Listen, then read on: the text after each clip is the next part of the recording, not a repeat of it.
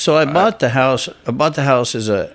I'm going to make it a recovery house. That's my ideal end goal. Is, I went through a recovery house. I believe that I know that they work. I'm into that whole thing. And this is a good opportunity to both buy the house, be a part of something cool, and a part of something greater, which is coincidentally my slogan. But slogan's what? Part of something. Part of something greater. Oh, I love that. Yeah, it's not about me necessarily. That's awesome. It's part of a bigger picture. Hey guys, welcome to Real Estate Investing for Real. This is Jason Lavender, your host. We are joined today by a good friend of mine, Pepin Suter. Pepin and I met probably 4 years ago, maybe 5 years ago. I'll get into that story in a minute, but Pepin is a premier contractor here in Wichita, Kansas. He's also a craftsman at heart, I would say. And he's got a cool story about a insane flip that he's doing, which we'll get into in just a little bit. But Pepin, thanks for joining us. Thanks for having me. So obviously, started the show. Let's just dive in. We're going to get started. Tell us maybe a little bit about yourself. Tell us, a little bit about background, maybe where you grew up, what you do, and what you're currently doing right now. Okay, so I'm from Wichita. I've been in the construction industry my whole life. My dad was a remodeler / painter. My uncles and cousins are all in it. Uncles were builders, and I just literally have been on a job site since I was 5 years old. For real? Yeah, probably too young. Probably should be retired by now. I'm sure you had a hard hat on and steel toe boots, right? Oh yeah. My aunt. Anyway, yeah. They told me a story the other day about me being in a playpen on the site. At one point, and I was like, "That sounds reasonable to me." I'm sure. It did. She looked terrified by telling me. I was like, "It doesn't sound that bad." It's probably why. Anyway, it probably did something for me. Who knows, right? It's in your blood, man. That's right. So I got into framing houses. I did that for about 15 years. Started my own framing business when I was about 24, pretty young, but it came very natural to me, and I really I loved it. I love architecture. I love everything about it. So fast forward a little while, got into building cars and stuff, like hot rod stuff with a friend of mine, and for a few years, and then decided to get back into remodeling, and that was about 5 years ago, and here I am. So that's when I met you. Yeah. I'm going to tell the story, and then I'll have you tell the story. I'll tell my side of the story, and then you can tell your side of the story. Okay. And the real fun part is when Pepin gets all his tools stolen. Right. Oh, yeah. Yeah. That's true. So I met you. We had a mutual friend. I was actually on my second flip. So this would have been, 2017. 2017, for real. I was on my second flip that I did. I was a lifelong house painter. And I had the bright idea, I'm going to get into real estate. I bought an auction house. I was working on that, but that second one was on 126 Estelle. Remember that one? And that thing was shot. It was roached. And a mutual friend of us connected us, and you came in and you did a roof for us. I could throw basketballs through the hole in that roof. Right. You had to tear off, I don't know how many layers, old school slat, new decking, everything. And this is the dead of winter. I don't know if you remember that. All right. Oh yeah. So that's how I met you. And that particular property had a lot of tools walk off, and we had some suspected culprits. But anyway, that was when I met you. And fast forward, you and I have kind of stayed in touch, and I've seen you blossom in your career. You're friggin' killing it. We're going to talk a lot more about that. But why don't you tell me your side of that fun story? That's pretty close to how it was. I was working for another remodeler at the time, and he's like, "Do you want to do this sub this job out?" And I agreed to it. Probably shouldn't have, but I think you gave me a price that you regretted. Honestly, unbelievable. Did not really, but I didn't do that again since, so I must have learned something. Yeah, and honestly, all value's not money directly, right? I learned a lot on that. That's true. Yeah, we'll talk about that too, honestly. And we lost some tools, and again, haven't lost any since, so. Is that right? No, we haven't left any more on the job site. It was a bad idea, but yeah, it's been a pretty amazing journey, going through whatever we've gone through to get to where we're at now is what's. Yeah. awesome. You can't appreciate the highs until you've been in the lows. And I mean, I remember that day when we showed up and tools are gone. I mean, if I remember right, you had like $1,000 worth of stuff gone. Yeah. You're halfway through the job. I mean, we're dried in on the roof, but you know, we're getting ready. We just got half the job to finish. And, you know, that's a pretty bummer moment. And, you know, I remember freezing my huevos off outside. We're trying to figure out, we got to get this thing done. And you did it, man. But me and one other guy, yeah, that one other dude. That was pretty cool. He was a trooper. I'm glad that he helped. Yeah, nobody else would have stuck it out. Probably no. I think you had one guy there for like a half a day on the tear off. But yeah, other than that, it was you. And honestly, you know, I learned a lot. I mean, you're talking about what you learned on that, but as a flipper on that one was, you know, timing. I mean, I should have not been doing a roof in the middle of the winter. Right. You know, and again, that was my second house I flipped, and you know, you got to start at the top and work your way down. And I had some bad timing on that one, and unfortunately, you were the contractor on that, and you suffered for it. But yeah, I mean, you know, sorry I interject there, but fast forward, I mean, that was when you were working for another remodeler and striking out on your own. I mean, what have you been doing the last few years? And tell us where you at right now, because I know you're doing some cool stuff. So to get back into the remodeling arena, I guess, or back into remodeling at all, I had done some light remodeling here and there, but primarily my experience was with new construction. Mm-hmm. So the way that my uncle taught me to approach construction, I think, helped me across the board a lot more than I realized until I started doing it for myself in a remodeling capacity or whatever. But I started with a couple of realtors, getting their properties ready for sale. You know, they would go into, you know, you can't sell them unless they're in a certain condition. Right. They won't qualify for certain loans, et cetera. So I would help them get into that condition. Right. And as that started developing, they started seeing the quality of work that I was doing. And regardless of the situation, I brought the same game to the table, I guess. Yep. And it served me well. I think, you know, it's like you don't get paid for the work you could do, you get paid for the work you do. Absolutely. And so we do excellent work, and I do have high standards, and everybody on my crew does also. We share values in that aspect, and it's been a blessing. I've gone through 50 people over 5 years. You know, you're probably not exaggerating, are you? No, not at all. Not at all. We've gone through a bunch of people, good people, and just different. It's funny, if the values aren't completely aligned, it's going to be impossible. As much as you want it to work, I've had great trim carpenters, for instance, work for me that just something wasn't, you know, we didn't share something, and it didn't work out. You know? I have a mentor that tells me all the time. He said, you dig a lot of dirt to find the gold. Yeah. And so, I mean, I think that principle applies into a lot of facets of our life, and no truer than finding good help, finding good crews. I mean, you're going to dig a lot of dirt to find the gold. And when you find them, I mean, you hold on to them and you keep them, and that's where you build your business. Well, it's like if I were given the opportunities that I have now when I initially started, there's no way I could have. I mean, I won't say that. It would be completely different. I don't think I would be ready. I wouldn't have gone through the, you know, they say calm seas make shitty sailors, right? 100%. So if I hadn't gone through what I've gone through, then I wouldn't be, you know, what I'm doing, and I'm still going through it. You know, I keep my level of discomfort up there, you know, but it's like like how you said the timing or whatever on the initial flip was maybe not ideal, but a little determination and like a vision will take you through unbelievable amount of dirt or whatever you had to dig. 100%. So 100%. So tell us a little bit about your team right now. I mean, tell us, you know, what you're currently doing. I'm gonna get into this amazing historical flip that you're doing, but tell us what your team looks like now, what your current business is. And so I started working with a designer who coincidentally you also introduced me to. Still working with Megan? Yeah.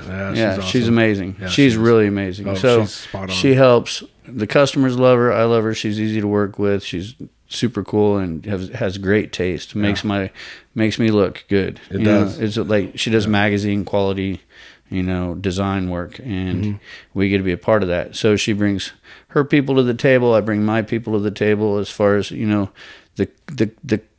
my customer base has shifted, and I work with two other designers, and similar thing. It's just, it's people who are hiring designers to hire me. You know what I mean? So it's not like out of necessity all the time. And it was like that at first. We need a new shower because we can't get in and out of our bath anymore. What can you do? Right. Now it's like, we're going to rip this completely amazing bathroom apart and put in something new. And we want you to design something amazing. And so, that's a totally different. My contracting business was the same way. I loved working with designers and working with people that could have an amazing vision. I got to be a part of bringing it to life. Yes. Rather than I got to go slub at a job that I don't really like, that's going to look like, every other job, and distinct difference. So that's unbelievable. Yeah.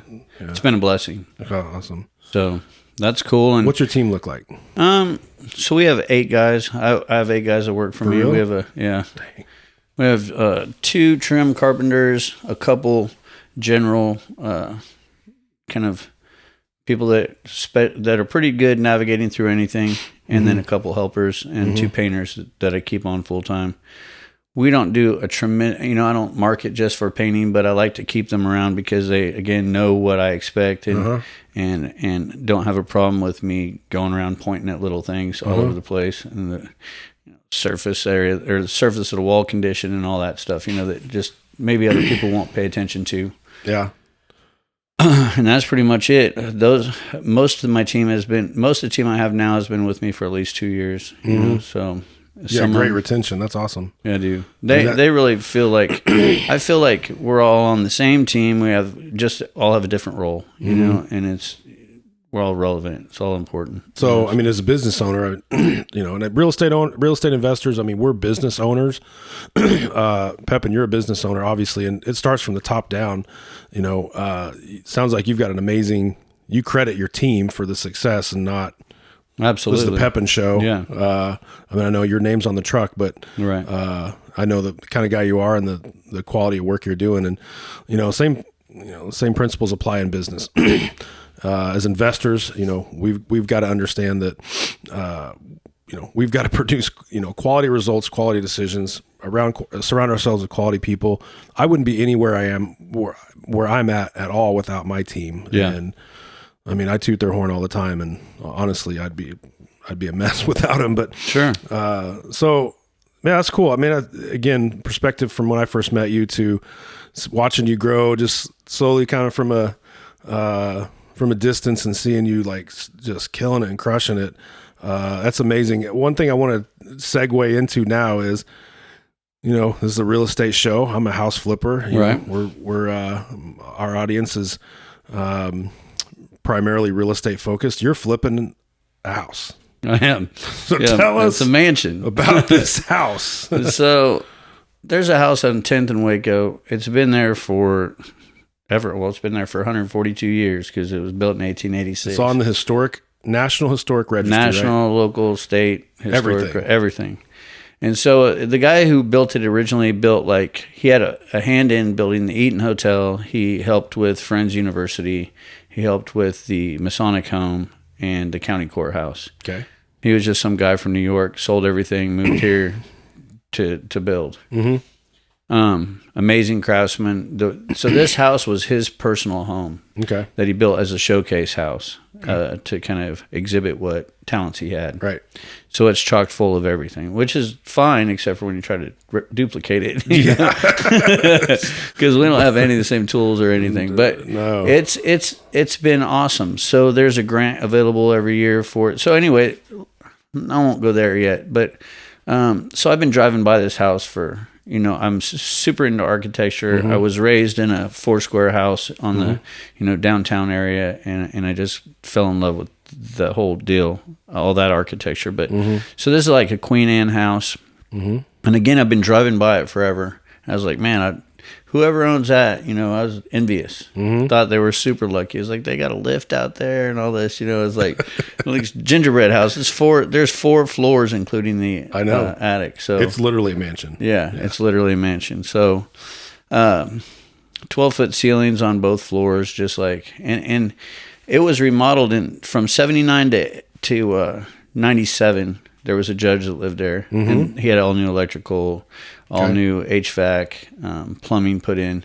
and then he moved out, and nobody was taking care of it, and the pipes froze. Oh, Lord. So everywhere, there's 4 bathrooms, so everywhere there was a bathroom, there's, but luckily they had removed the lath and plaster, and there's sheetrock there. So that's easy enough, cut that out and redo it, but it has to be repiped still, and people vandalized electrical and took the heaters. I don't know what they got out of that, but so I've managed to get the electrical restored and working.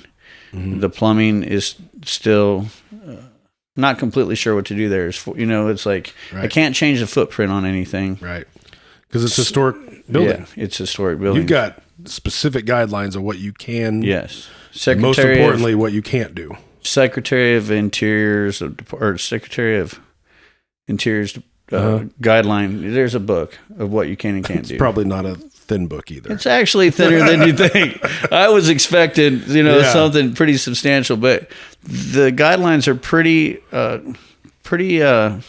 decent. They're not bad. So I got a grant.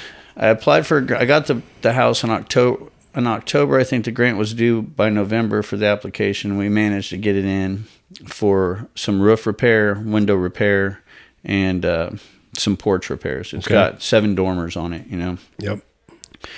And we got the grant. And then now the hard part started. Applying for the grant was a little challenging, and I learned a ton about what I can do and what you can't do and the verbiage you can use, and you can't say you're going to replace, you have to restore, So what was the grant? I'm unfamiliar with this process completely. So what was the grant specifically? Like, you were applying to be the contractor to restore this? So you were applying to be... So I bought the house. I bought the house as a.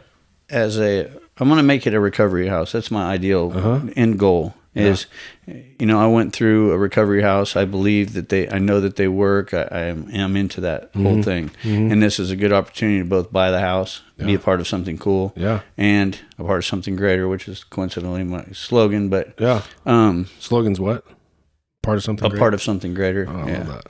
Yeah, it's not about me necessarily. That's awesome. It's part of a bigger picture. Okay, so you purchased the house. Yeah. How was it? Was it listed with the realtor? It was an listed. Yeah. Okay. Yeah. So you purchased the house. Yeah. You're throwing your cold hard cash on it. Did you get a loan or no? Okay. Your cash all in it. Yeah. And then all of a sudden you've got a manual that you need to read to figure out what type of screw you can put in everywhere. Yes. Okay. So, yes. All right. So I knew I was getting in I had already basically ruined another house when I was about 24. I bought my childhood home. Actually, gutted the whole thing. I did that. I didn't ruin it, but it's not ruined. It's still sitting in the same condition. I didn't finish it. I'll put it that way. But and I labeled every piece of trim. I overkilled everything. Yeah. But I learned what not to do. I learned not to take the plaster and lath off. If I didn't have to. And for real, a lot of things like that. But so I got into this thing, and I heard there was a grant available, $90,000 a year. I heard that you could get 25 or 35% tax credits on any out-of-pocket money that you. Right. Even the grant money applies for that. Okay. So, and I was unfamiliar with what a tax credit was, and I'm still learning some of this. I bet you're going to learn until you. Yeah. So I'm just a custodian of this place. Drying. You know what I mean? I'm just basically, I think their approach is if I can help, they're matching the money 50-50, which it was another learning thing, because if I would have been smart about, like a nonprofit doesn't have to match, they'll give 100% of the money. Right. If it's if an individual owns a house, it's 20%. the customer, the owner pays 20, the grant will pay 80 of the money spent. Well, I bought it as an LLC because I didn't know any better. I didn't know anything about it. So immediately not a nonprofit. So immediately 50% match. Oh, man. Yeah. Yeah. And I haven't completed anything yet as far as the grant goes. So it's kind of on the fence whether or not they're going to allow me the 20% match or the 50% match. And I think they're pretty flexible, but for the most part, they don't, and then I've had to go through getting a different rep in Topeka since I started. There was a lady that's been doing it for years, and she got a new job somewhere else. And now I'm dealing with the new blood in there, and she's learning too. So, where was that with this? So we got the grant, and now we got to go back and ask contractor selection. Since I'm the owner and the contractor, I was a little curious about that, and they said no, that's fine as long as you just keep it separate. But I had to put the work out to bid. I had to build a scope according to their all their guidelines and all the guidelines. Yeah. So, and that was outlined in that Department of Interior. And then you had to put work out to bid. You couldn't formally hire your company. I could formally hire my company only after I publicly I had to publish the work to bid, and I had to prove that it was published, and then I had to, go through some. It's a bureaucracy. That was the whole portion. That's what makes it difficult. Right. It's not everybody's worried about the architectural details or what you do to the house that makes it so difficult. And I don't think that's the difficult part. It's going through the hoops and answering the questions that they want answered, and it's not like difficult questions unless you think too much about it, which is what I do.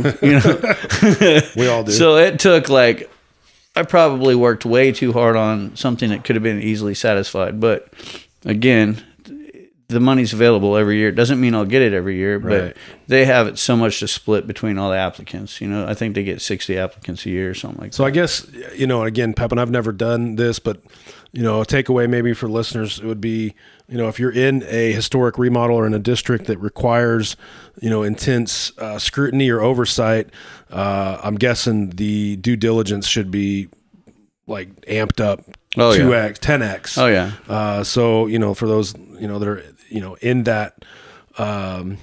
in that field, do your due diligence. I mean, dot every I, cross every T, because from what I understand you saying, you've had some missteps that could have produced a different outcome, maybe, not deal breakers or anything. But no. I can imagine. And I do know people that have done what you're doing, and they'll say the same thing, that the joy is the remodel. I mean, bringing something back to life, that's not the hard part. Although, like you're saying, you don't got router bits for some of the stuff that they were doing, but the paperwork, the legislation, the red tape, that kind of stuff is what you've got to be hyper aware of, I'm assuming. Absolutely. And it's just like the windows. I think I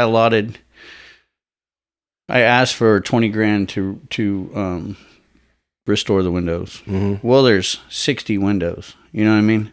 And the majority of them were missing components. And you're not just throwing some vinyl windows up there. You're putting. Well, I wish I could. I wish I could throw vinyl windows in there. Some nice black ones. Nobody'd even see them.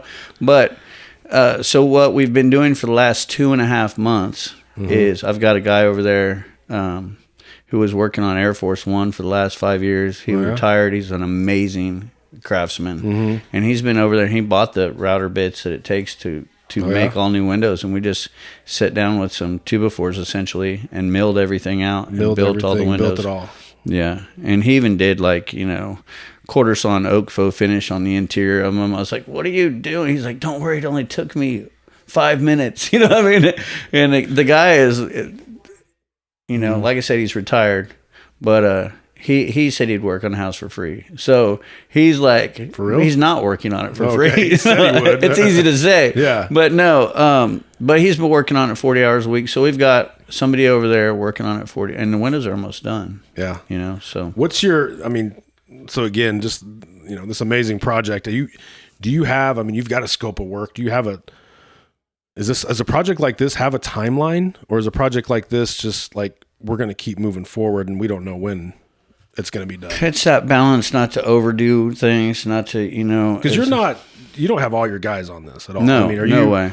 You own it. Yeah. I've driven by. I don't know if that's your lift out there and the fence. I bought the lift with the building. With the house. Yeah. It's a good thing they painted it first. Yeah. It made it look tight. Yeah. But you've got a business to run. Yes. And this is much like much of our audience. They've got a job. Right. And they're trying to flip a house. Right. They're not flipping mansions. Right. But, you've got a balance, right? It is a balance. Luckily I have the remodeling company going. So if my plan was to get my guys working over there when we're not doing anything else, but it's just a huge undertaking creating a plan that works and that you don't have to back up on, you don't have to redo, that fits every, all the standards, and it's all a discovery process, because none of the materials or tools that we're working with normally apply there, right. Yeah. Not even the wood that they use, for instance, and it's just like, so it's like my little I'm just keeping we're keeping momentum going. 40 hours a week with him working over there is something I can manage at this point. And then I'm going to, I have a roofing license. I have a roofing business. So we'll end up roofing it also this spring. But we're just kind of working towards that direction, stable, steady work on it. It's not there. He's not killing it, but building 60 windows is a lot of work. And, so we have taken a huge chunk out of it. I've already put new heat and air in it, and, the plumbing's next. But other than that, the interior is in pretty good condition. Do you have a hopeful timeline, or about a year? You think this time next year? Yeah, this time next year, I think it'll be, habitable. I think it's going to take maintenance and work nonstop, but I'm just going to approach it like, all right, this month we're going to work on this panel of the house, this side, and then, just move like that. Yeah. How do you eat an elephant? Yeah. One bite at a time.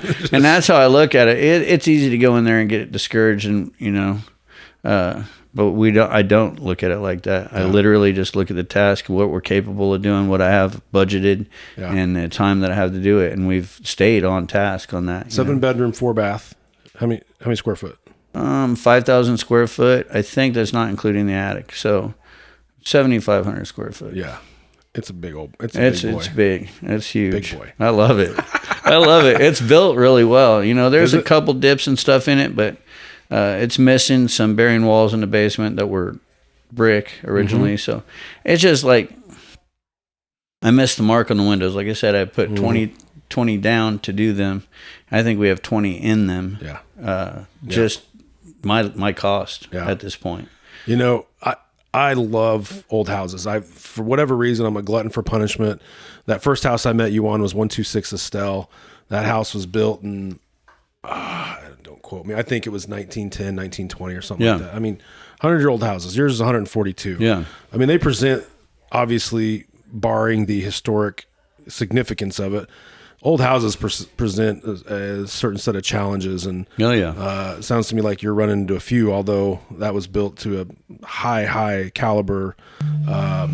Many of our houses, and I know some of the houses maybe you've remodeled and stuff, old houses, challenges, right? I mean, unbelievable. Yeah, it's completely different than modern construction. Yeah, dips and waves, and understanding that. I've got some latitude in the flooring, and I know that, it's a 100-year-old house, and I'm going to live with, what I call character of a house. And I don't want to try to change that. Right. I don't know how you approach maybe any of your clients that you've worked with, or anything like that. But, I'm guessing there's probably some latitude and not wanting to, tear apart the integrity and construction, or integrity and, style of a house, and you're gonna have a little bit of latitude. I do. For sure. If I've got some cool features in a house, I'm leaving them. And I swear, if I can refinish original hardwood floors, I do it every time. Yes, I do too. You can't put flooring in for what it costs to refinish them, No. and they're going to last, and they're actually pretty easy to maintain. Yeah. Whether you're renting them or not, you can just quick sand and recoat, and they look great again. They've been in there 100 years already. They're doing their job. Yeah, they're not going anywhere. I agree that there's a balance between figuring out what to do and how much to do and how much to leave alone, and what you can do. And well, it just made me think of something as a house flipper. One thing that I really harp on and love as I walk old houses and I talk to newer investors is even they may not be looking at a 100-year-old house, but they'll be looking at a house with some age on it. And their immediate thought is, I got to rip all this stuff out. I got to get, I got to go this new, I'm going to rip out all this trim, lath and plaster. You mentioned it a minute ago. I got to tear all this stuff out. I say, no, right. Honestly, first of all, it does two things. I mean, you're ramping your budget up exponentially, and you don't know once you start tearing good lath and plaster out that you might be able to just float some walls out. Right. Guess what? You got to tear it out. That's a huge expense and time. And then you got to sheetrock it all. And you're doubling your stuff. Yeah. And so what I tell newer investors, newer house flippers, pump the brakes a little bit more. Right. Pump the brakes on a remodel. You cannot go in with a completely idealized version of HGTV. Right. And as an investor, if you've got your money in it and you're, looking to rehab a house, pump the brakes a little bit more than you do the gas, because a remodel can get away from you quickly. I'm guessing some of your clients, you're probably no stranger to, $100,000 remodel. Right. Dropping the bucket, right? Right. Yeah. House flippers talking about $100,000 remodel. They better slam on the brakes. Right. You're going to lose your shirt. Right. And I say this all the time, and talking to you as a craftsman, I know you'll understand this difference. You are literally, I tell people as a house flipper, I'm not looking to win any awards. You and your construction company, you probably are winning awards. Right. There's a different mindset though. And as an investor, $100,000 remodel is, especially in my market, in most markets, it is going to be the death. You're going to be a one and done house flipper. If you're flipping McMansions, obviously that's a little bit different. Right. Right. Just some observations that I've had and people really need to keep in mind. And the scope of work, you got to start with the scope of work. Right. My goodness, I can't tell you how many times I've talked to people and they're just winging it. Right. I got an idea. Yeah. I think we're going to do this, and this, and that thing's doomed before it starts. Right. If you don't start with the scope of work, when you meet with the client, I don't know, maybe they're giving you blank checks and just say, hey, surprise us. But no, they're probably coming in, Megan or a designer's coming in with a game plan. Here's our plan, here's our scope, here's what we want. You're preparing your bid, and based on that, otherwise you're flying blind. And you have to that balance and knowing where to cut it off. That's the trick on the older stuff, for sure. And walking through them and talking with them about it, and just old houses can eat your lunch. It can. 100%, man. And that's why I'm still a sucker for old houses. Yeah. But I've learned to you've got to know when to hit the brakes. Otherwise, I don't know.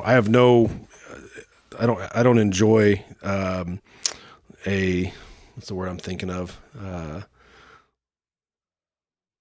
I'm not looking to get a pat on the back for, good job and walk away, with $12 in my pocket. Right. There's no moral victories. That's what I was saying. There's no moral victories in investing. So, well, yeah, man, a couple other things I, really wanted to visit with you about. I know, obviously you mentioned, your house has a purpose, to become a recovery house. I think that's something that we share is a deep, profound appreciation for recovery and deep, profound appreciation for second chances, I guess. Yes. So once you do get that across the finish line, what is your plan for that property? You said recovery house. So it's going to be like transition, like people transitioning out of addiction into, a normal lifestyle, help. So the majority of those houses are designed to be lived in for about 18 months is like kind of considered the full cycle. Right. It helps people form habits that are healthy and gives them an idea of what normal living could be. You know, let me see.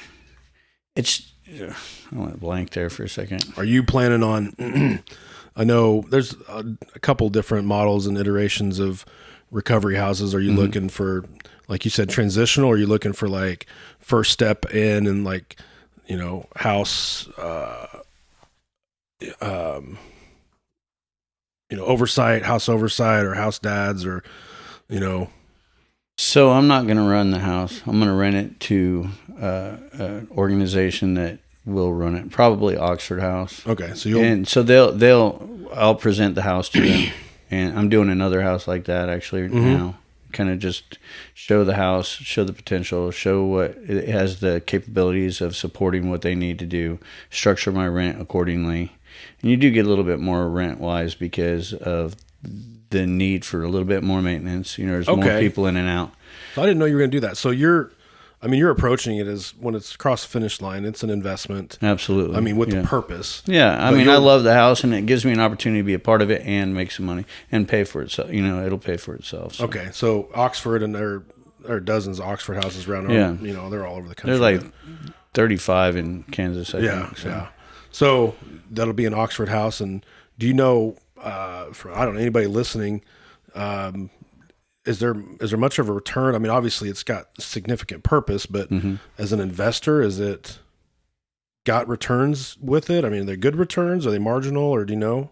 So I don't know. I don't know the exact, you know, I know that, for instance, on a different, all right, how do I answer that? I don't know how to answer that. You're going to go broke? You're not going to go broke doing it. No. There's guys that do this that have 7, 8 Oxford. I know houses. A couple guys do it. And they do fairly well, I think. Yep. So I think you get about 30% more than you would out of a traditional rental? Traditional rental. Okay. Yeah. Well, then, yeah, if you can get like anything above a traditional rental, then it's... Yeah. And the thing is, these guys, there's nobody that leads the house. It's a self-run house. Okay. It's like it's a, democratically ran situation. But typically, everybody has to do 2 hours of chores a week. They have to clean up the outside, maintain the outside, maintain the inside. Yeah. So they're taking better care of this house than a lot of people, maybe conventional renter would. 100%. There may be more wear and tear on the doors, plumbing, things like that. I don't know, but I bet you're that historic house will be the best kept Oxford house in town. Yeah. I think it'll be, I've got some concerns. The railing's a little older and stuff like that, but we'll have to, fix all that. And, some of the railing's lower, which I don't know how to answer some of that. I can't change, there's big 8-foot doorways in between all the parlor and the music room or whatever this is, I'll have to find solutions for that. But that's cool, man. I know some people that do investments in recovery houses, and I know one guy in particular, I think mutual friend of ours, and he says it's a wash. It's basically, I don't think he runs it. He doesn't run anything like how it optimally could be run. Right. And then, there's obviously models. So investors that are looking at, that's a really a niche in investing is running recovery houses. Another niche is like, running assisted living facilities, remodeling for assisted living or remodeling for, a girl's home or, any type of home that is, serves a purpose of some sort of recovery, is potentially a great investment for, a house investor or flipper or whatnot. But they're signing 3 to 5 year leases, and you get 30%, about 30% over the standard rate in the area, rental rate in the area. Plus, you get it may not be. My thought is that the house is getting paid for, the maintenance is getting taken care of. And there's building equity at the very least, and I believe there's going to be upfront, cash on. Plus, at least the way I've got it put together, there's going to be some cash on top too. So yeah, you'll have a good return on it. Plus, you're going to own a freaking historical mansion. Right. Be a part of that. That'll be cool. So that is that's probably the cherry on the icing on the cake there. Yeah. And you could obviously, being in that position on that particular property, you could pivot anywhere down the road. Yeah. I mean, that thing could be a killer B&B. Right. I mean, that thing could law office, honestly downtown, Yeah. And there's some treatment. There's like a couple treatment facilities in that immediate area, like literally across the street and down the street, that have an interest in me filling that too. Yeah, because they can't get people to complete treatment because they're living across town. They got to take buses. This way, they're right there. Yep. There's a lot of resources and legal organizations downstairs or downtown that they may, need to go visit. Probation 100%. or whatever. 100%. That's awesome. I'm stoked. Yeah, cool. I hadn't talked to you much about the ins and outs of that, but that was good to hear. And obviously, congratulations and good luck on the upcoming 12 months on that, and obviously in your remodeling company. So again, my guest today was Pepin Suter. You've been listening to Real Estate Investing for Real. This is Jason Lavender. Pepin, how can people get a hold of you? What's the website? Are you on TikTok or Instagram? On Facebook right now, Okay. and they can call my phone 316-573-6822, or get a hold of me at pepinsuterbuilds@gmail.com. Sweet. So again, I guess was Pepin Suter. Thanks so much for being here, dude. I really do appreciate it. It's good to catch up with you, and man, blessings. And I hope 2023 treats you well. And likewise, it's been super exciting to see you grow. And man, honestly, you're killing it. Cool. So anyway, thanks for being here. Yeah.